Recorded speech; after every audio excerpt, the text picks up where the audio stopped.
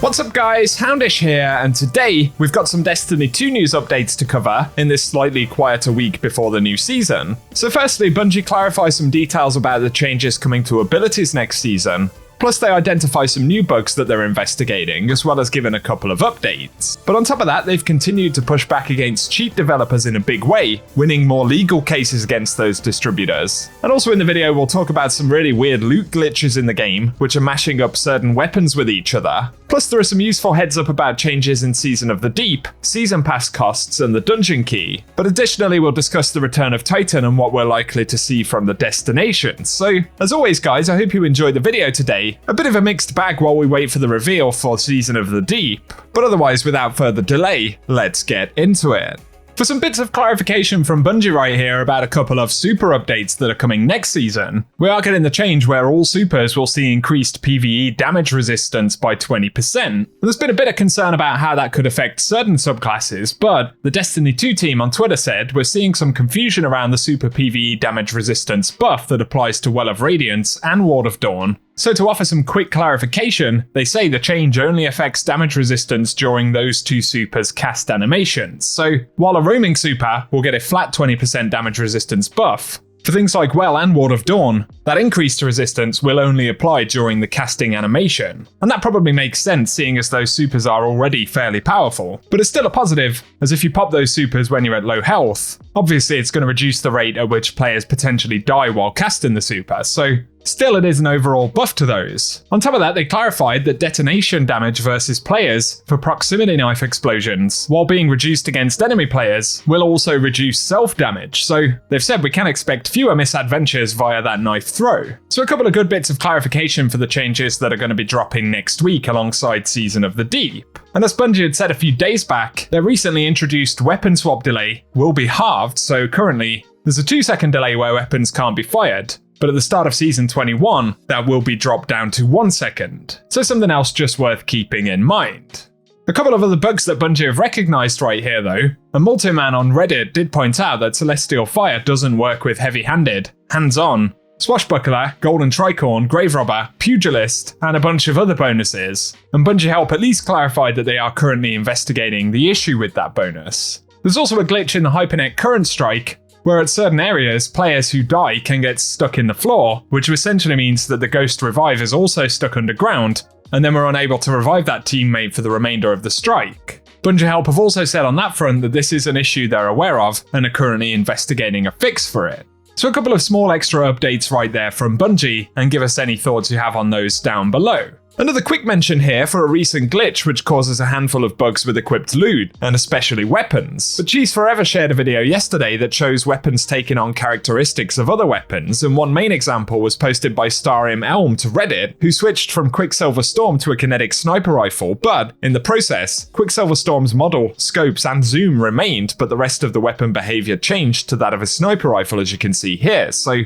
the weapon is firing single sniper rounds, and it shows a sniper rifle icon in the bottom left, despite appearing as Quicksilver Storm in the game. As far as I know, this glitch is random, and nobody's 100% sure how it's happening, but Cheese Forever shared a bunch of other examples, like Smite of Moraine appearing as the Borealis sniper, and that also took on the zoom of the sniper, as well as the model, but fired like the original pulse rifle. And there are a bunch of others, like Revision Zero firing as a rapid fire auto rifle, even exotic perks appearing as weapon mod selections, and armor pieces taking on the stats and mods of a ghost shell. And so while we don't know exactly how to replicate it right now, it is something to look out for, and when it happens, it'll actually remain the same until you restart the game. Some folks do think this could be a memory leak issue, linked to having a lot of artifact and gear mods equipped all at once. So it's definitely a weird one, and let us know down below if you've spotted any instances of this in the game, but it's yet another weird bug for Bungie to track down, which could either be annoying to players or possibly a bit broken, sometimes giving weapons characteristics that they aren't really meant to have, which is a potential slight benefit in some cases, so let us know what you think down below, and whether you've had any experience of this. A couple of other bits of Bungie related news though, and Destiny Bulletin have shared that Bungie have recently won a $6.7 million lawsuit against the Destiny cheat seller, which is Lavi Cheats. And Bungie have been coming down pretty hard on firms that distribute cheats for the game, stating that there were 2,700 plus downloads for the cheat software, and they requested $2,000 for each of those. So they've been successful in that lawsuit, which was actually filed a year and a half ago now.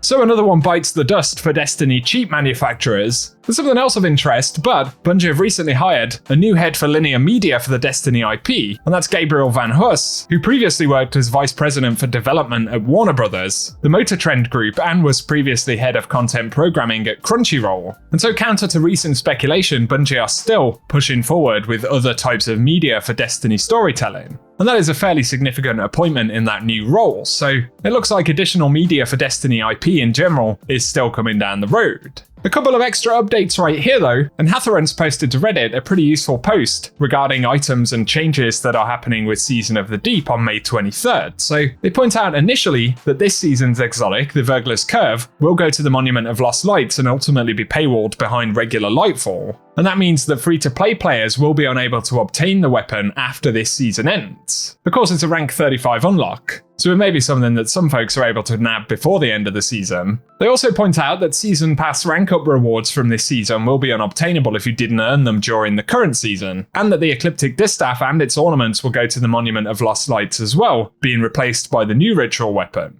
And Bungie revealed a few days ago that that is the Scout Rifle, the Tex Mechanica one. But additionally, it is worth remembering that season passes will now cost 1,200 silver instead of just 1,000 silver. And that in itself is a cheeky change because it isn't possible to purchase 1,200 silver directly. So getting access to the season hasn't just increased by 200 silver, but technically, we have to purchase the next tier of silver bundle, which means that some silver will be left over, but it makes that purchase ever so slightly more expensive than it would first appear, and players will either have to get $10 plus $5 of silver, or purchase the $20 of silver. So technically, to purchase the season will cost a minimum of $15 now if you don't own the season pass. Plus they point out that the upcoming dungeon for Season of the Deep won't require the Lightfall or season pass, but requires the Lightfall dungeon key, which is a separate one-time purchase that gives access to the 2 dungeons releasing this year. So if you want to get into that dungeon on day 1, bear in mind the dungeon key will be required. There are a couple of other shouts in that Reddit post though, which are pretty useful, so if you want to check that out, I will link it down below.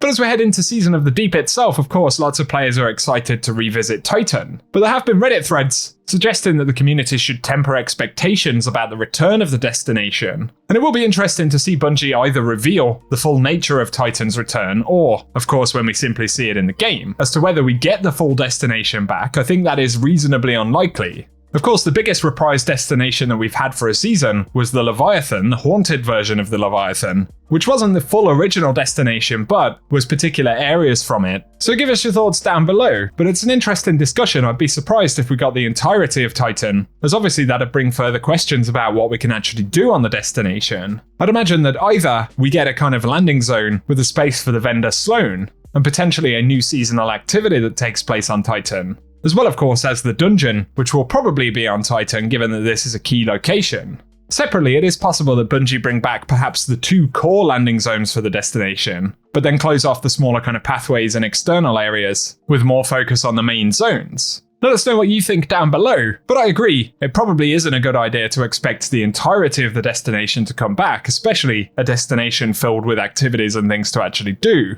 Although obviously I wouldn't complain if that was the case. But give us your thoughts down in the comment section. What are you expecting from the return of Titan in Season of the Deep? It does of course, however, look like we will be going underwater in some capacity, so that'll be interesting, and I guess we'll find out soon. But for the moment guys, that's what we have to speak about in the video today, so I hope you found this one interesting, and if you have, a rating below really does help us out. Plus be sure to get subscribed to the channel so that I can keep you posted with more Destiny content. But otherwise, for today, I appreciate you guys tuning in, and I will catch you all very soon.